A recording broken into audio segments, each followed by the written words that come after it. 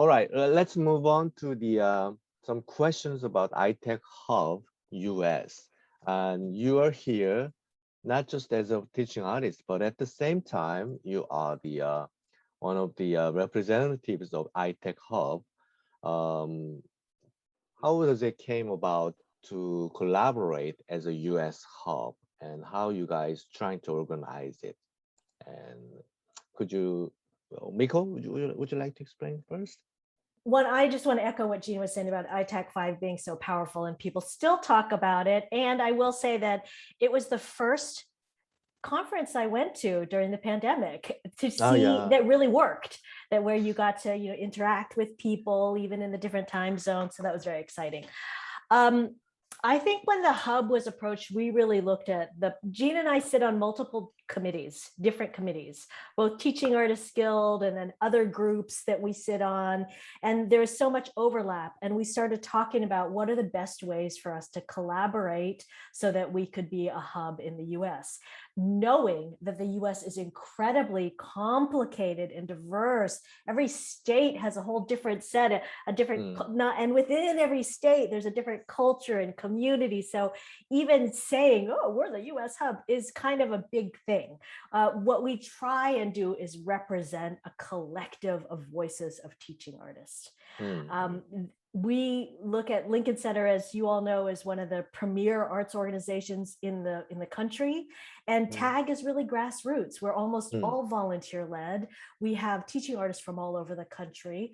And what we are trying to do is kind of partnership those things together, the grassroots and then the kind of old school, professional, high quality arts, so that together we could kind of represent teaching artists throughout the US.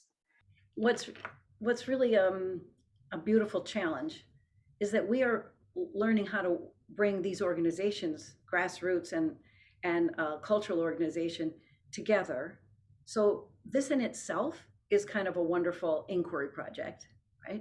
How do we come together to serve the greater the US and be good partners and connect with ITAC? So I think we feel it is it's exciting, and Miko articulated it so well. Between ITAC Collaborative as the center, we want things to flow from there to our US hub that then we amplify out to the rest of the US. So that's one direction, right? So an example is the beautiful work being done on the climate impact work. So we're going to take that work that's going on in the collaborative and funnel it through the US hub and then out.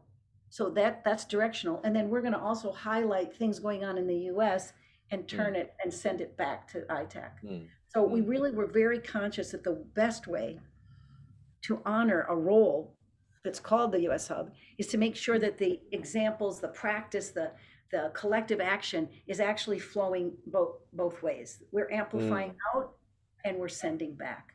So we're pretty excited about the impact, the climate change, because it's percolating in a lot of places.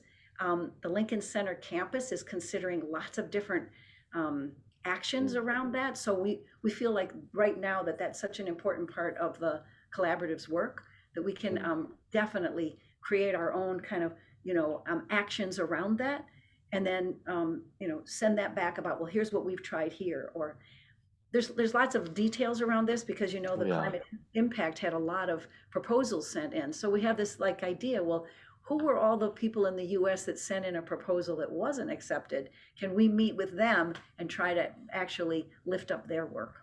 So anyway, because we understand that this is the biggest issue of our time. And it's an issue that affects everybody. And so how do we use our artistic superpower to address these problems? And the whole beautiful part of putting the climate activists and climate scientists with the teaching artists is just such a amazing model. So to be able to build on that, to have a sort of US hearing what those the first iterations are about, and utilizing that curriculum to build on it and kind of see and play with those in the US, and then throw it back to ITAC, to the broader community, say, okay, this is what we got, and so that we could just keep taking it to other levels. That's a collective action that we could do as a global community together to push forward. How do you see your roles in that as an iTech hub? How do you navigate all different small little networks and peoples of interest? How do you navigate that? I think there's so many of the things that we're dealing with. It sounds like it echoes some of the things that are going on in South Korea in terms of teaching artists not identifying with being a teaching artist. And so therefore, that's just step one. So one of the things that we've been doing at Teaching Artists Guild is holding, as Jean was saying, these listening tours.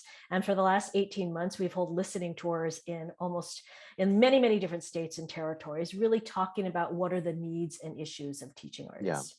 And the three things came up in almost every setting that we were in. The first one was around respect, just respect for who they are, and including pay and including recognition. And the second thing that came up was a sense of community versus isolation.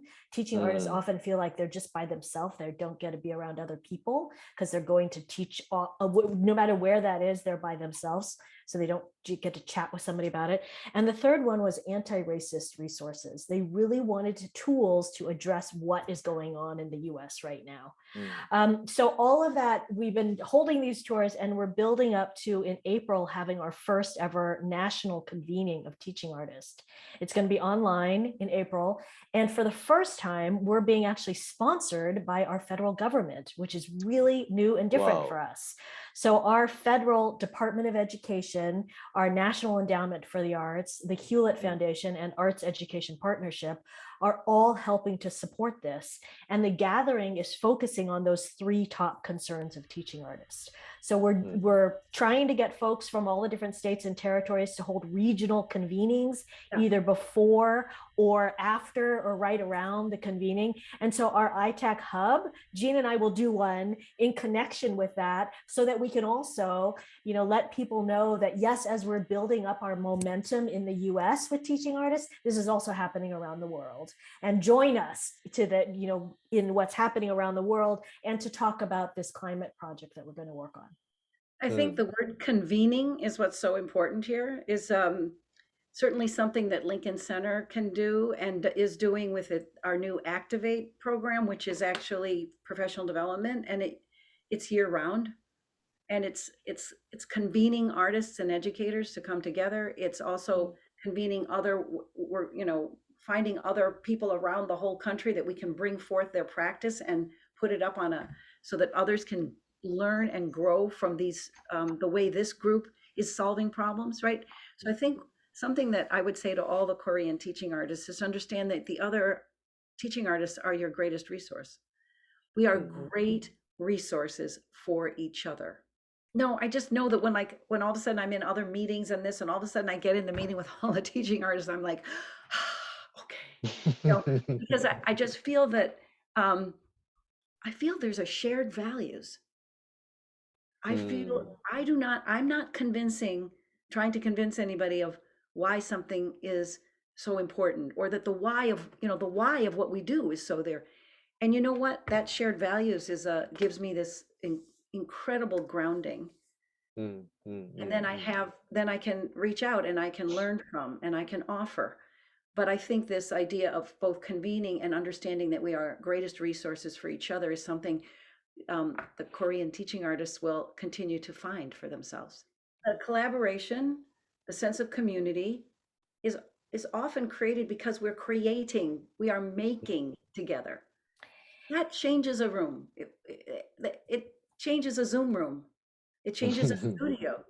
We can think, we can do a lot of talk, but we create something together. We problem solve. We're in the creative process together. That is that's the thing. All of a sudden, you can't articulate it in the same way, because what has happened is you were joining together in a process, a creative process that relied on collaboration. Therefore, your ideas were coming and going and sharing, and so then there's just nothing like that for creating new possibilities. I think new perspectives, and creating community. And understanding different perspectives too. Yeah. You know, like Jean was just talking about, how do you create a culture of radical hospitality and creative, you know, a nurturing creative environment? So there are some basics that we could do to teach teaching art, like a teaching artist 101. And Jean and Eric have laid the groundwork for that. And Teaching Artist Training Project in New York, Community Word Project has also, there are many organizations that are part of our leadership team at TAG already that have done that work. So we're really want to explore both, how do we do the kind of baseline beginners Teaching Artist 101, and then how do we also honor traditions that have been really long lasting. I think building on that was when Eric and I started the Teaching Artist Development Labs in, I think, around 2014 at Lincoln Center. The goal was to create workshops, labs, we called them, for teaching artists at different levels of in their career. Because teaching artistry has been around a long time, there are the fundamentals of teaching artistry, which Miko's talking about. But we also had incredible people come for the next level, which was called Developing Your Practice. And developing your practice was a lot about thinking of all the different ways your artistry can be in the world. It was like, you could be in a school, you can be in a community, you can do creative aging, you can be with incarcerated youth, like really look at what we call the scope of it, or the purpose threads, like all the different ways teaching artists work. And then really what was kind of thrilling was we did a leadership lab, because teaching artistry has been around long enough that of course, everybody's a leader can be a leader at any level. But the leadership lab was about people who really had an idea of something that they were going to bring into their community. They were going to talk to their, the school board. They were going to talk to this political person. They had an idea of something that they were going to bring into the world that would lift up the whole teaching artist field. Now, I'm looking into how all of that content that we created can be available online. So I will also let you know about that, because one other thing that Lincoln Center is doing more than ever, I mean, they've always done it to some bit, but now Lincoln Center Education is that we create something and we share it out. We share it out, and it becomes what it needs to with other people. We don't have to hold on to it. We don't have to do that. We can say, here's some things that we practiced, we tried, we experimented, we revised them.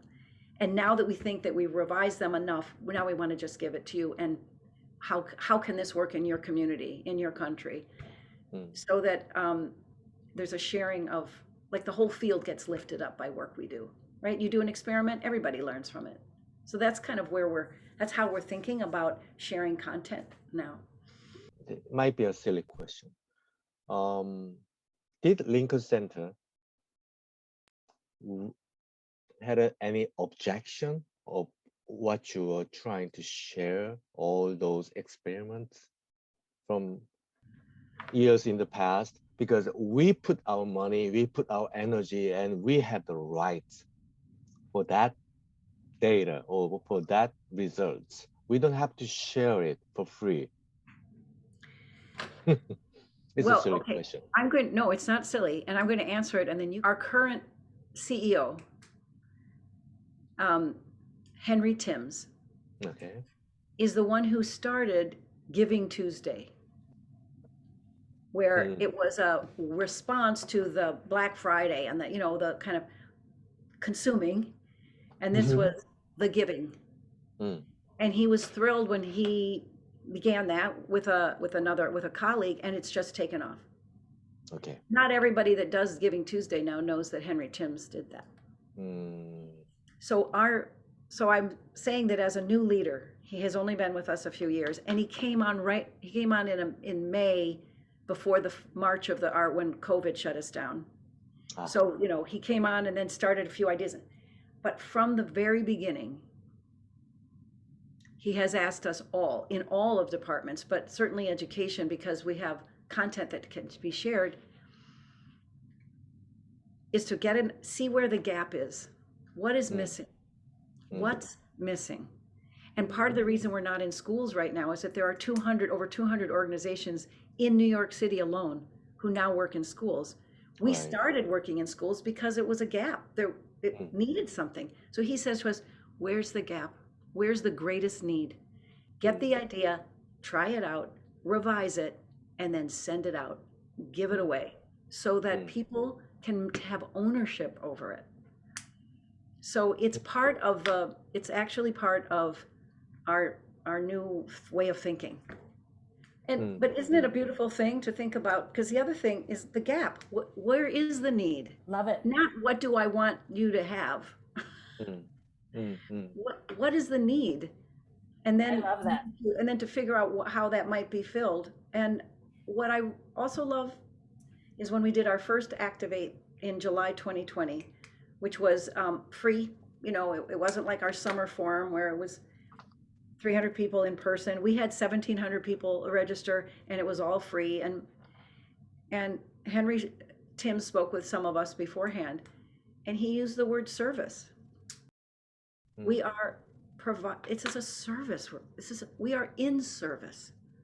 So if you're in service, it makes more sense to say, let me work on something. Let me see if I can help fill this gap. This is what I think might work. Here, let us know. How does that, I mean, I just makes sense, doesn't it? It's beautiful. Well, what I'd say is we really are learning what it means, because Henry holds us to this. What does this mean? And you have to then also be willing to look deeply at where the gap really is, not where you want it to be, you know? Yeah. And one of the other things that I think is exciting about Lincoln Center, and Miko's heard me say this a couple times, is they are really, really dedicated to becoming a civic organization as much as a cultural organization. And that is also new. There are people that have never felt welcome on that campus that need to know that they belong there as much as anyone else. I'm talking about even in the neighborhood around, as well as, you know, larger area. But these are maybe seeming small things, but we are doing as many food banks and blood drives and voting stations and, you know, opening up the whole spring. Last spring was for all the essential workers.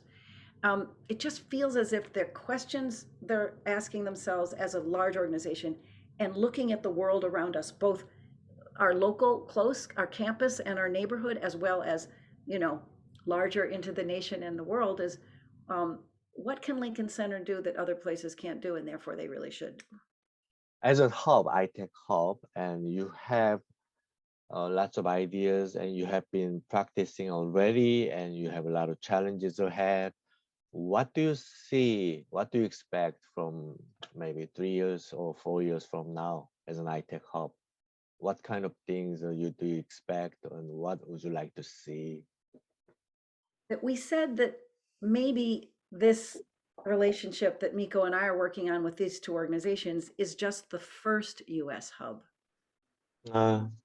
So I believe that because of the wealth of practices and questioning, and of course, because it is, as you know, wanting to address the diversity of the field itself, that maybe this is the first US hub. So I guess what I would then imagine, let's say there's 2 more, and then look at how much more we would be able to unearth, call forth all the work that's happening, and the resources. You know, how much can a teaching artist in Manhattan learn from that incredible thing going on in this small place in Louisiana? You know, by the way, here's an idea. Maybe we can do this. Marit from the Norway hub, we started something after the ITAC in Brisbane, and we actually conducted it twice. We called it the International Teaching Artist Exchange Program.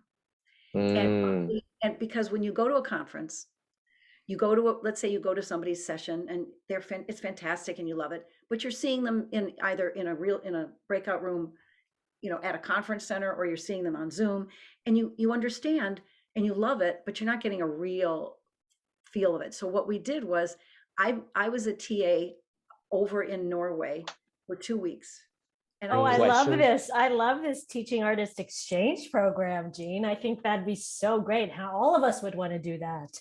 Yeah. I also think about when the funder that's now working on climate change, I know the next, Yeah. not the 2 years from now, they're going to be working on education. Maybe that's something we build into the education portion of this teaching artist exchange. I mean, I think that would be amazing for us to learn from each other and grow as a community. Oh yes. And we had a big beginning though. Yes. I was on a panel, and it's actually, I'm threading back through a lot of what we've talked about. And there I was talking about teaching artistry and Maxine and everything, and someone raised their hand and they said, when you go into a classroom or you go into a community, what is it specifically about your art form that helps you there? That you not only that you bring there, it wasn't so much like that's what I would necessarily even be teaching, but there was something in my art, my artistic practice that actually is what I embodied when I came in.